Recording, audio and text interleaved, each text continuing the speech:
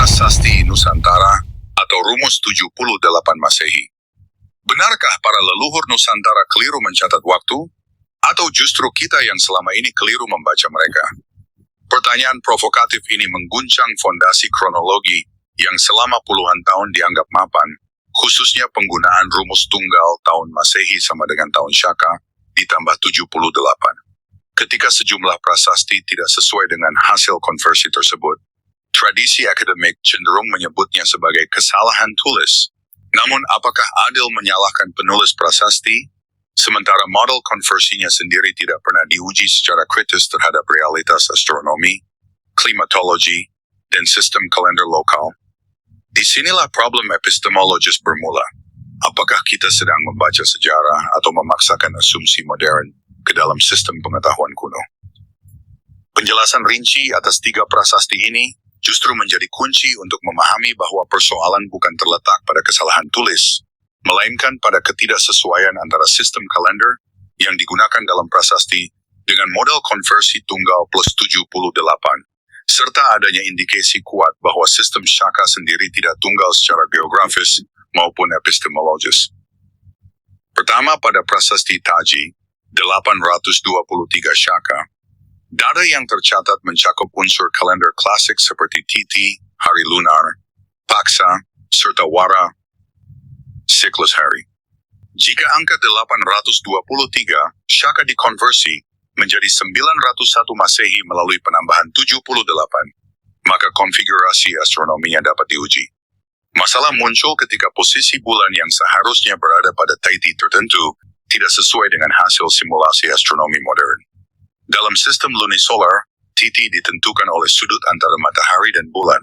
Jika tidak cocok, maka tanggal tersebut tidak mungkin terjadi secara astronomis. Ketidaksesuaian ini menunjukkan bahwa antara angka tahun Syaka dan sistem lunar yang digunakan tidak berada dalam satu kerangka epok yang sama. Kesimpulannya, prasasti Taji memperlihatkan adanya deviasi struktural antara observasi lokal dan model konversi.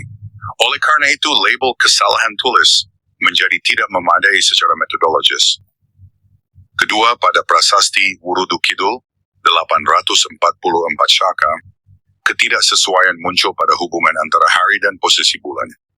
Dalam sistem kalender Jawa kuno, kombinasi hari tujuan dan siklus pasaran memiliki konsistensi matematis yang ketat.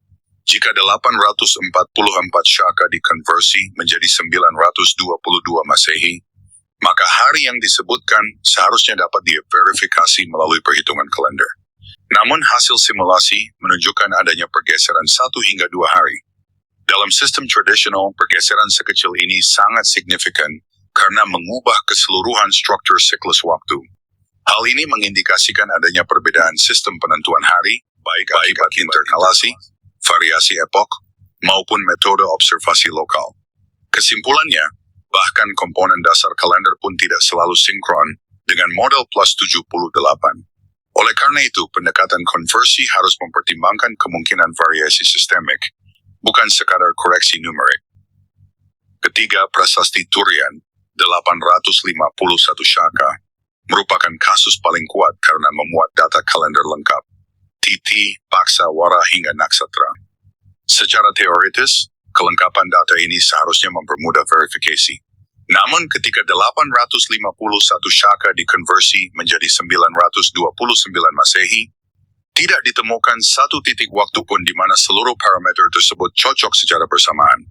Dalam beberapa simulasi, 1 atau 2 parameter mungkin sesuai, tetapi parameter lainnya menyimpang. Kondisi ini menunjukkan konflik multiparameter, yaitu ketidakmungkinan merekonsiliasi seluruh elemen kalender dalam satu sistem waktu tunggal. Dalam metodologi ilmiah, jika data tidak sesuai dengan model, maka model yang harus direvisi. Kesimpulannya, prasasti Turian memberikan bukti paling kuat bahwa sistem kalender yang digunakan tidak kompatibel dengan epok 78. Oleh karena itu, diperlukan model kronologi yang mampu mengakomodasi kompleksitas multivariabel. Apakah inkonsistensi ini hanya terjadi di Nusantara? Data dari India Selatan justru memperkuat kritik ini. Prasasti Balala, 1919 Syaka, Nilavara Malikarjuna, 1975 Syaka, dan Bittaravali, 2027 Shaka menghasilkan tanggal masa depan jika menggunakan konversi plus 78, yakni 1997 hingga 2105 Masehi. Secara logika historis, hal ini tidak mungkin.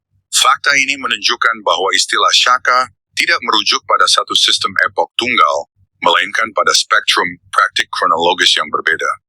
Kesimpulannya, kegagalan model plus 78 bersifat sistemik dan lintas wilayah. Oleh karena itu, asumsi universalitas epok 78 Masehi harus ditinggalkan dalam studi kronologi Asia. Bagaimana peran sistem lokal dalam membentuk kronologi Nusantara? Tradisi seperti Pranata Mangsa menunjukkan bahwa masyarakat Nusantara memiliki sistem penanggalan berbasis observasi langsung terhadap siklus matahari, bulan, dan musim.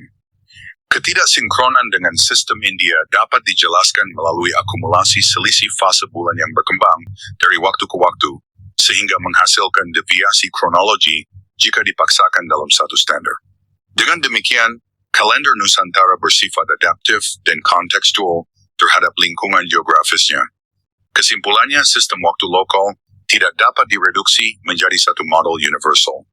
Oleh karena itu, pengakuan terhadap kemandirian sistem kalender Nusantara menjadi langkah fundamental dalam rekonstruksi sejarah yang lebih akurat dan berdaulat.